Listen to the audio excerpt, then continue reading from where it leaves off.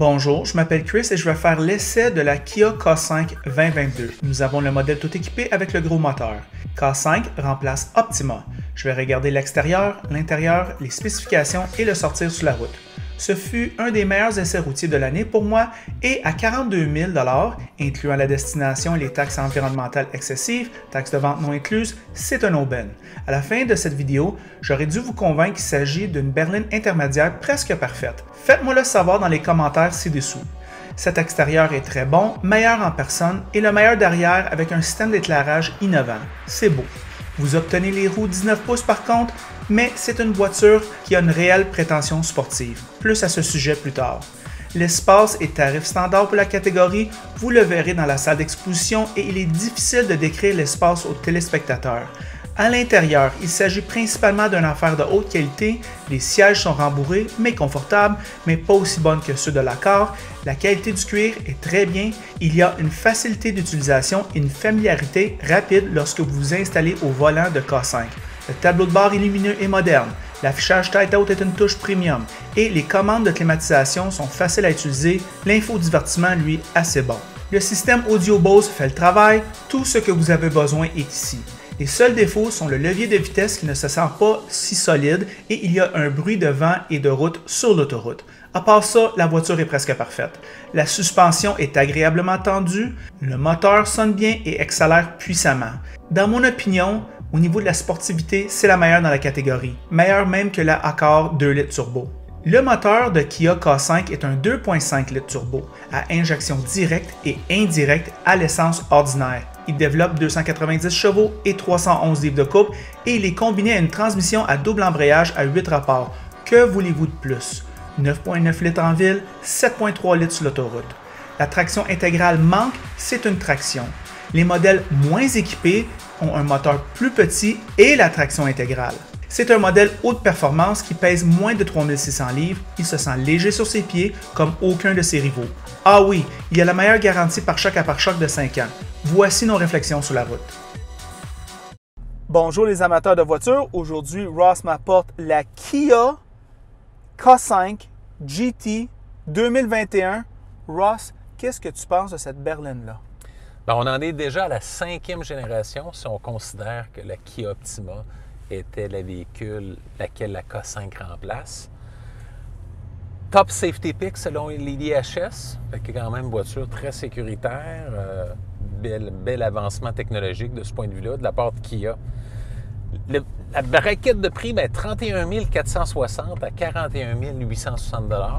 Le prix du modèle d'essai, 41 860 $. Signature visuelle, moi, que je trouve très réussie. C'est bien. Très belle, là, vraiment. Là. C'est un créneau qui est en déclin. Puis vraiment, je trouve que Kia a mis quand même là, beaucoup d'efforts. Un habitacle intérieur, moi, que je trouve quand même spacieux pour la catégorie. On est dans une voiture qui est basse, qui fait qu'il ne nous permet pas d'avoir autant d'habitacles volumineux comme un sport utilitaire lorsqu'on est plus élevé. Bonne accélération quand on appuie sur l'accélérateur, tu as pu le constater. Un équipement très complet, beaucoup de belles nouvelles technologies en termes d'infodivertissement au niveau de l'écran. Traction intégrale disponible pour les modèles d'entrée de gamme LX, EX et GT Line. L'Apple CarPlay, Android Auto, assez convivial, puis de série là, sur tous les véhicules. Les comptes, modèle d'essai haut de gamme qu'on a, il n'y a pas de traction intégrale. Fait que là, c'est une approche un peu spéciale le Kia de ce point de vue-là. On voulait avoir une voiture vraiment axée sur la conduite sportive, mais dans un créneau qui est en déclin, je pense que l'ajout du 4 roues intégral aurait été très apprécié. Lors de fortes sollicitations, je dis bien là, lorsqu'on appuie au fond, évidemment, en raison qu'on a une traction, il y a un effet de coupe quand même qui est assez notable. Pas de version hybride ou PHEV, ça aurait pu être le cas ici. Suspension peut-être pour certaines personnes qui vont trouver un peu sèche sur nos routes chaotiques. Pas dramatique, mais c'est quand même quelque chose qu'il faut aviser. Comme on peut voir, performance au rendez-vous. Accès laborieux un petit peu à l'arrière à cause de la ligne de toit. À long terme, bien évidemment, on a un 2.5 turbo compressé ici. Ça pourrait être une problématique en termes de fiabilité à long terme. La concurrence, bien, on est dans un créneau en déclin, mais quand même omniprésent parmi plusieurs constructeurs. On a encore la Chevrolet Malibu. Pour combien de temps, je ne sais pas. La Honda Accord. On peut penser également à sa sœur, la Hyundai Sonata. Nissan Altima, qui est aussi offerte en 4 roues motrices.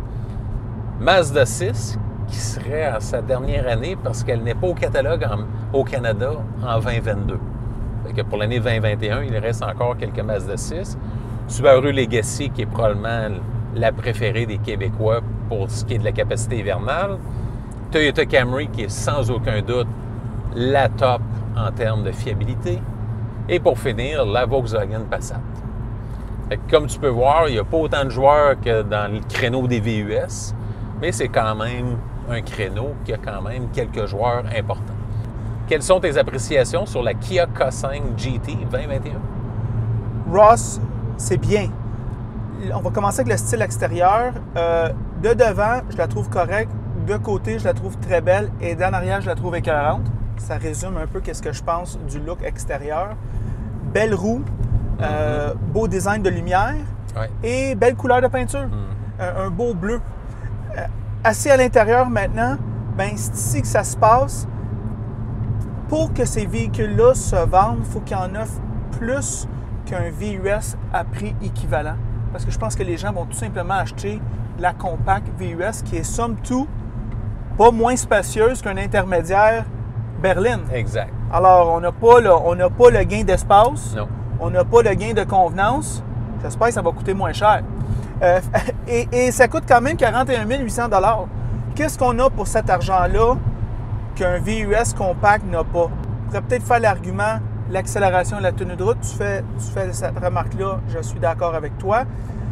Cependant, à tous les jours, ça me fait penser à quoi sert ce créneau-là. Il est mieux d'être bon. Est-ce qu'il est bon? Bien, il est pas mal bon, Ross. Premièrement, il y a le tableau de bord digital que j'aime beaucoup.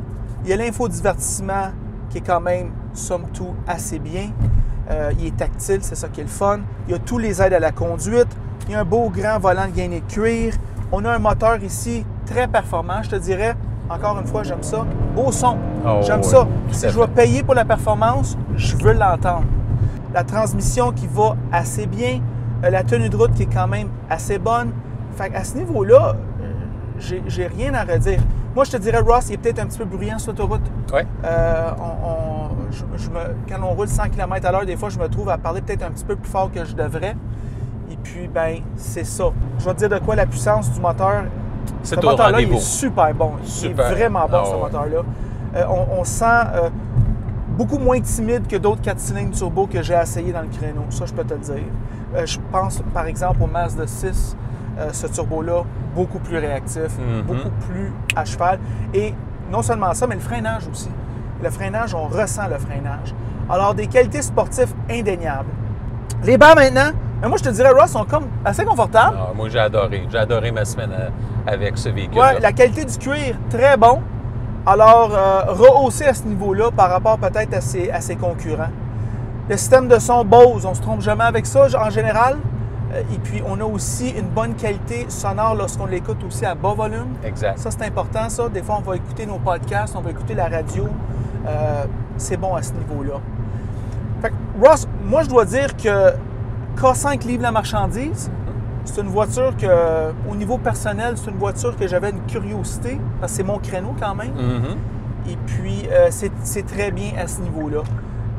Est-ce que c'est assez pour être meilleur que les Honda Accord de ce monde, les Sonata, les Camry, les Subaru Legacy de ce monde? Je ne suis pas prêt à dire qu'il est meilleur, mais je suis prêt à dire qu'il est très bon et il est compétitif et tu dois l'essayer. Oui, tout à fait. Ross, toi, qu'est-ce que tu en penses? Ben, une voiture que j'aurais pas de restrictions en location. À l'achat, bien évidemment, vu que les produits Kia ont une perte de valeur de revente assez rapide, Quand même un peu bizarre parce qu'ils sont pas si mal que ça. Exactement, mais le nom n'est pas encore là dans la tête des gens. Alors, c'est ça nos pensées sur le très bon Kia K5. En passant, si vous aimez la vidéo, aimez-le. Si vous l'aimez pas, aimez-le pas. Si vous l'aimez beaucoup, mais franchement, abonnez-vous à la chaîne. Et c'est tout.